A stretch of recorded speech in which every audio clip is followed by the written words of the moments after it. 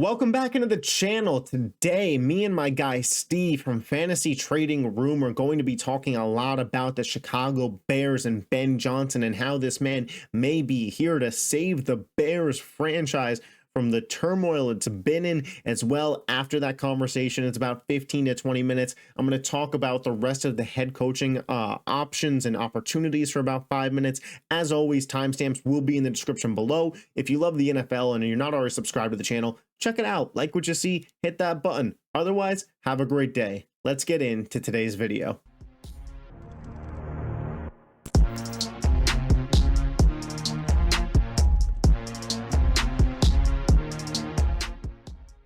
All right, the first collab almost of the offseason, but the Bears, it's their offseason, not the full NFL yet. But we are joined today by my guy Steve from the Fantasy Trading Room and the Dynasty Trading Room.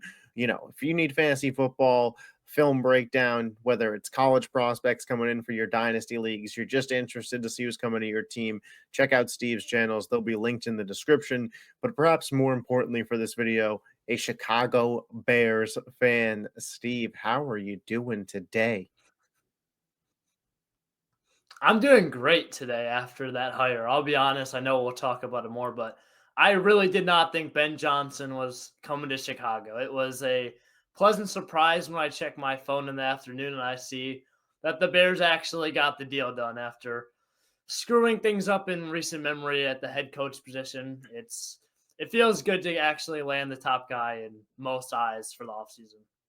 Yeah, it was so interesting because as soon as the Patriots job became available, Vrabel to the Patriots made so much sense. He was just inducted into the Patriots like Hall of Fame Ring of Honor this year. The relationship with Kraft, and once you saw Gerard Mayo get fired after just 1 year, you kind of knew the only reason Kraft would pull a trigger on that is if he knew Vrabel was coming.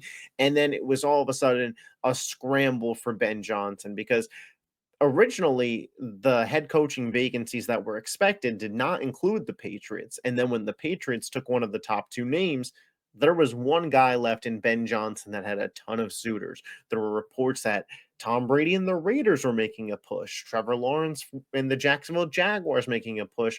Obviously, the Bears were interested, but the Chicago Bears, they lay it all out there. They get their guy, offensive minded head coach Ben Johnson, pair him with Caleb Williams. You know, Caleb's getting a lot of shit right now because of the year that Jaden Daniels is having, just being one of the best of all time compared to what Caleb is doing. Came in as this can't miss best prospect. And I think people are jumping to conclusions so quickly because of the year that Jaden is having. And it was reported by Diana Rossini that Ben Johnson picked the Bears because of the quarterback. Plain and simple, he chose Caleb Williams over Trevor Lawrence. He chose Caleb Williams over whatever the Raiders quarterback situation was going to be. And now we get a look at what Ben Johnson is going to be with Caleb, Swift, Adunze, DJ Moore, Cole Kmet, Keenan Allen. When you sit back and think about that as a Bears fan, man, where's your excitement level 1 to 10? And what are you just thinking right now is, we're not even in the offseason yet, and you're probably already excited for next year. Yeah, no, I'm compared to the hires we've had in the past, I'd say I have to be at a 10 excitement level. I mean, as far as head coach goes, purely, we've made so many bad mistakes and just hiring defensive guy after defensive guy when we need to shift and catch up with the league, especially now that we have a superstar potential player in Caleb Williams who needs to be groomed by an offensive minded guy. I mean, they made the right hire, they made the right choice, they got the top guy. So, purely head coach perspective, I'm at a 10. Of course, I have some concerns about Ben Johnson, as him transitioning to a head coach versus just an offensive coordinator. But I mean, that's expected with any guy that's, out there in the job market, to be fair. Yeah, now we're gonna see about Ben Johnson, and I think the concern levels are just a little higher based on the way last offseason went, where he was gonna be a head coach. Washington was a team that was really interested in him. They're flying out to see him. While they're on the plane, he basically cancels. And it's just like is this guy ready for this moment kind of thing? Obviously, who knows what was going on behind closed doors there, but everything that Dan Campbell took care of, whether it was a player being ejected, this or that, meeting with an owner, meeting with a GM, Ben Johnson on the Lions got to focus on the offense, the play calling, the scheming. What's the plan this week? Which trick play are we running? Which offensive lineman is scoring a touchdown this week for the Lions? Now he has to really put a focus in on the team as a whole. Obviously, like you said, that is a question mark anywhere. But I will say this for the Bears, whether this works or this doesn't really work, you have to respect the move. Young quarterback in Caleb Williams probably should have pulled the trigger on getting rid of Eberflus last year, owned up to your mistake, moved on from him after what was it, the Thanksgiving game? Just that brutal performance there from not calling a timeout at the end of the game. And it was just a disaster class in the first half. You move on from him. Ben Johnson essentially gets him, the guy fired, takes his job a couple months later. And just the potential of what Caleb and Ben Johnson can be. This is one of the reasons why I think a lot of people and teams are leaning offensive minded for head coach because it's so easy to lose a guy like Ben Johnson. You look at the Commanders, they've had Cliff Kingsbury for 1 year, some success, and now they're talking about him as a head coach. You look at the Eagles, Kellen Moore, there for 1 year, being talked about as a head coach. For Chicago, if Ben Johnson hits and is legit, now all of a sudden you have a Kevin O'Connell, you have a Sean McVay alongside a franchise quarterback, and you can really build something special there. It's way easier to lose coordinators when your head coach is the offensive play caller. That has to be the main thing that if I was a Bears fan, that would give me hope. Not only could this help develop Caleb for now, but this could be the start of a coaching regime that actually lasts a while in Chicago because of success. Yeah. No, you hit the nail on the head. I mean, we haven't had a, consistent head coaching tree of, good play callers or good head coaching since, I mean, really the Lovey Smith days. And even he obviously went out the door once the team started to fall off. But I think it was time. I totally agree that getting an offensive minded guy and getting someone that can actually turn the regime around, build a good culture and build a competent group of on the offensive and defensive side of the ball where you don't have to worry about, bringing in your next offensive coordinator that can develop Caleb and then having him leave. Instead, you have Ben Johnson as the guy who is going to be there for quite some time. I think that's a massive, massive deal when you're looking at a rookie quarterback that you want to make the franchise guy for the next five, not probably 10 years plus at the Yeah. position. Yeah, absolutely. Outside of Caleb, I'm interested. What weapon are you most excited to see how Ben Johnson utilizes going forward in this Bears offense? So obviously you have Romo Dunze, who I think should take a step up because I just feel like the talent. I loved him coming out of Washington, obviously top 10 pick, just wasn't really utilized a ton. And I think a lot of that has to do with I don't think Shane Waldron was a very good play caller. I mean, I think most can Yeah. agree he was pretty bad. Could not get the most out of his players. And then Ben Johnson, obviously, I've seen a lot of people talk about this as well. Obviously, you have Amon Ra that really dominated that slot role. And I'll be interested to see whether Keenan Allen comes back for another year and, they put him and I think he had a kind of slow start to the year and then really kind of turned it on at the end of the year despite being, 31 years old. I think he could come back and potentially have that upside in one of his last illegitimate seasons.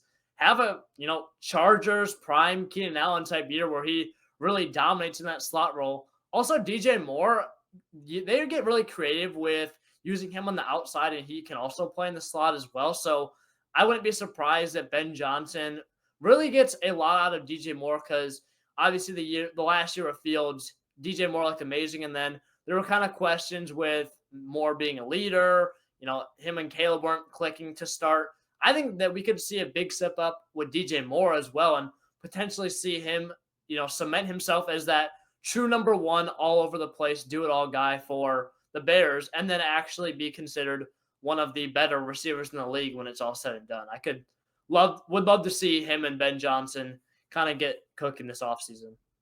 Yeah, for sure. I'm really interested to see what he does with that rushing attack because obviously we know, especially this past year, David Montgomery and Jahmyr Gibbs were viewed by many as the best backfield in football. And while, yes, a lot of that is talent, a lot of that is also scheme. Is that DeAndre Swift and Roshan Johnson?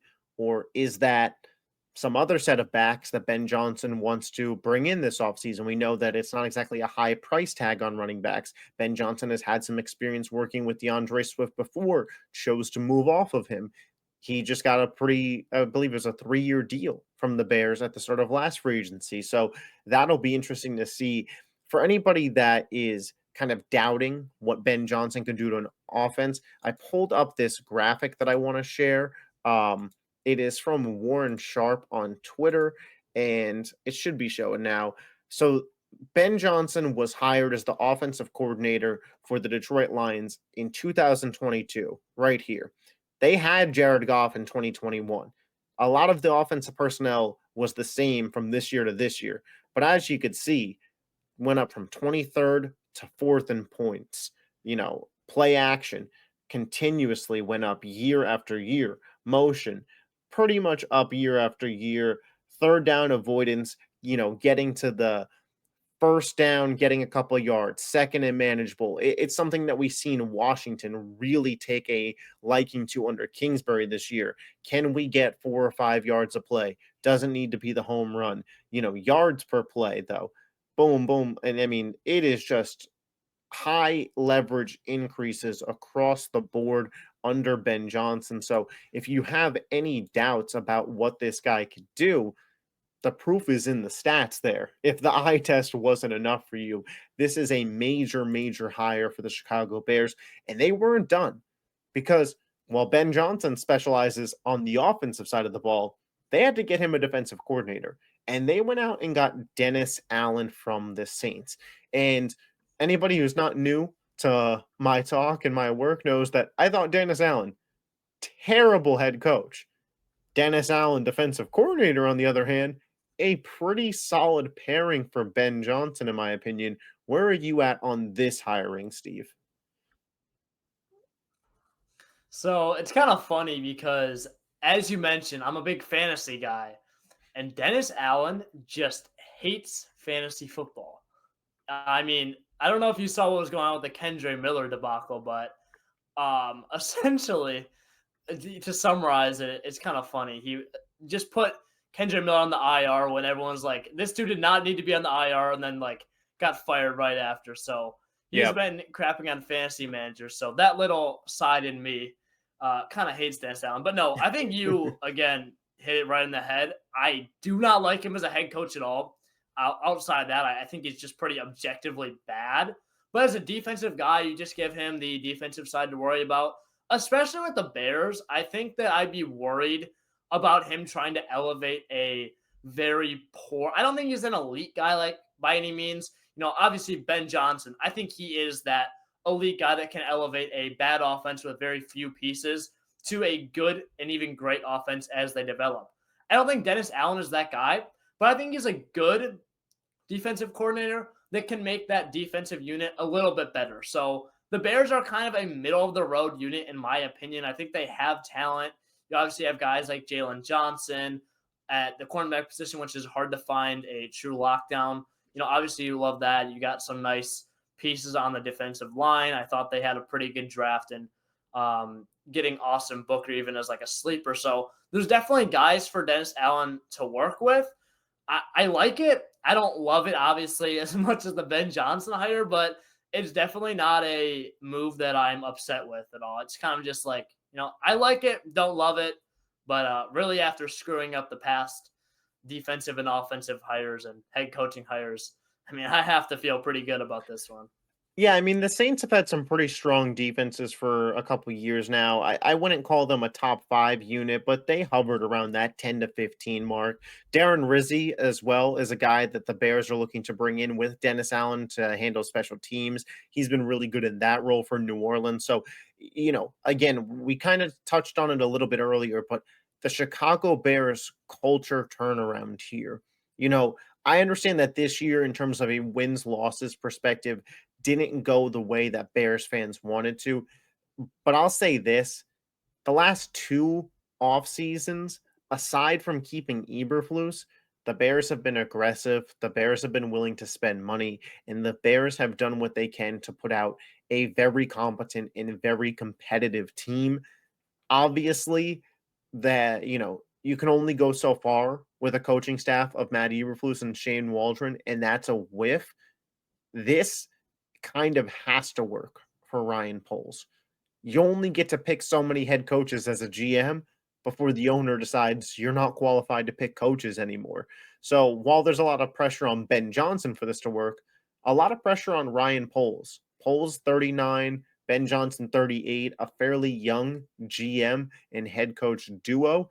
But if you are a Bears fan or just paying attention to the NFL, it's nice to see the Bears making win moves, or at least pushing their chips on the table and actually putting in an effort to go for something here. And the cherry on top is, while this pretty much very likely makes Chicago better, I doubt they get worse from last year. It also makes Detroit worse. You talk about the Lions, and we don't have to spend a lot of time on them, but they lose Ben Johnson here. They're likely to lose Aaron Glenn. Dan Campbell's a CEO style head coach who doesn't call plays on either side of the ball. And is their window closed? You see how quickly a team can turn around for the Commanders. They went from the number 2 pick to the NFC Championship. So I guess it's on the board for the Bears to be in it next year. This could be a very interesting shakeup in the NFC North. This, to me, screams Chicago at Detroit, week 1 Monday Night Football. Oh yeah, I'd love that. That would be a great way to kick off the year. Caleb on prime time, Ben Johnson back in Detroit, Detroit after the disappointing end to the season. I mean, you could see the media pieces on it now. Steve, I want to just get a closing thought from you here. Overall thoughts on the hire, direction of the franchise. What do you want to see the Bears do in the draft, in free agency? You just go on what you want from this Bears team before next season gets underway. Yeah, I'll give my quick little outlook and then also touch on the culture part of it real quick before I dive into like the offseason. I think, like you said, the culture is definitely getting better. Getting a quarterback that I know people had concerns about all the Caleb Williams drama coming to the drafts. I mean, we haven't heard any of that really in season. It seems like he's finally a guy that can go out there and lead his teammates after having, quarterbacks that people just didn't respect. I think that the culture is not going to shift overnight, but definitely it looks good in the right direction. So hoping they can keep building on that. For the NFL draft, obviously, the thing we have to work on is offensive line. I mean, Caleb taking way too many sacks this year. A lot of it, I will say, it's been a problem since college, has been his fault. He has made a bad offensive line look worse, not doing them any favors. But at the same time, they don't really have any true units out there. They need to address the guard position. And what I'm hoping is, and they may have screwed themselves over by winning that last game, is I really would love Will Campbell in the first round because he is listed as a tackle, but a lot of analysts are saying that he has the arm length to play guard, and that's probably where he'll be at the NFL level. But after that, it's kind of tough because Kelvin Banks is a guy that a lot of analysts, and even as a film guy, I watch like tackles a bit. I don't claim to be a big expert. It seems like no one's really sold on Banks as like a surefire top guy. So I feel like you have to go running back or tackle in round 1. And then I would love to see them go running back in this deep class, either round 2 or round 3. One guy that I love for Dynasty and I think would fit great with Ben Johnson is Trevion Henderson had himself a fantastic college football playoff stretch. So maybe National trading champion, down in this, yeah, Travion national Henderson. championship now. Yeah, for real. No, he looked fantastic, and I've talked about it. I've done the film on him. I see him stylistically as a similar player to Jameer Gibbs. He has that ability to where he's not going to handle 20, 25 touches a game, but in those, 10, 15 of them that he does, he's a great pass catcher and he is extremely efficient. So would love the Bears to grab him in probably round 2 at this point. Maybe they could somehow trade up a few picks in round 1, trade down a bit in round 2 and grab Henderson. I mean, that's if everything works out perfectly, but you got to address the offensive line, mainly guard in free agency and the draft.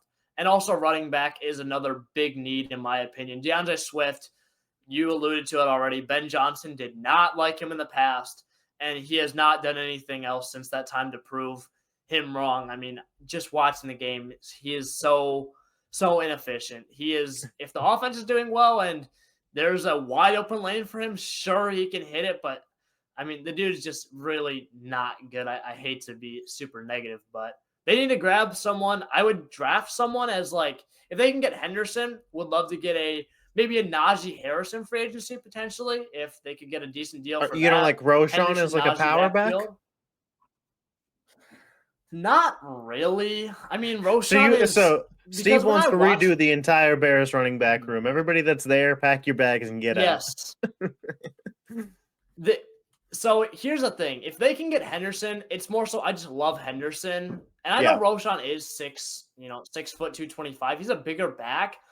I just didn't see enough from him this year. And at Texas, when I watched him, it seemed like he was a better pass catcher. I think he would be suited in that Trevion Henderson or, Jameer Gibbs type role, honestly, more than a power back. So if they don't So get maybe they go if they Judkins. don't, yeah, right. So if they don't get Henderson, then I would just get rid of Swift and have Roshan be the third down guy, and then draft like a Judkins, Caleb Johnson if he falls or he's available. A guy like that would be really nice. Even maybe Cam Scatterbo in the third round can be a good enough power back. But also, if you really want to shake things up last minute, he's a very good pass catcher too. Yeah, I'm sure. Ben Johnson will figure out how to use the pieces he has there. Roma Dunze's pass attempts is set at over under 6.5 next season. We'll see if that over cashes. Maybe Jamison Williams taught Ben Johnson a lesson there about getting a little too tricky in certain games. But Steve, appreciate you joining us. I'm sure you'll be back on here for some mock drafts at some point. I'll be over on your channel for some mock drafts as we head into the off season. Again, if you guys want to watch any college scouting videos, dynasty, fantasy football content, both of Steve's channels will be linked in the description. Appreciate you joining us, Steve. All right, so that was a little collaboration with my guy Steve from Fantasy Trading Room talking about the Bears and Ben Johnson. I just wanted to finish off this video today talking a little bit about some of the other moves in the coaching carousel that could be happening here, as the other openings include the Jets, the Jags, the Raiders, the Saints, and the Cowboys at this point. I don't think I'm missing any teams there. I think those are the 5 remaining spots for the Jets. It appears the kind of we're headed towards an Aaron Glenn to the Jets thing. Used to play there, defensive coach. They seem to like a defensive culture there. Could easily see him shifting there. Liam Cohen, the current offensive coordinator for the Buccaneers, is potentially in line for the Jacksonville Jaguars job that I'm hearing. I kind of like that direction for them. They really missed out on getting Ben Johnson here because I think regardless of whether or not Ben Johnson is the perfect head coach, he's going to be great for quarterback development. And I feel like Trevor Lawrence could use a little bit more of that to try and reach the potential we saw for him in college. So hopefully Liam Cohen, who helped Baker Mayfield to a Pro Bowl caliber year, didn't get selected, kind of a snub, but Baker had one of his better years of his career this year, last year. Have your debate about that. The Cowboys, offensive coordinator for the Eagles, Kellen Moore, appears to be the front runner for that job. He's got history in the organization. He was a backup quarterback there. He was an offensive coordinator there. So makes a ton of sense for the motion going in that direction. I think it'd be a good hire. Again, I think when in doubt, go offensive hire right? That's just kind of where I land on things.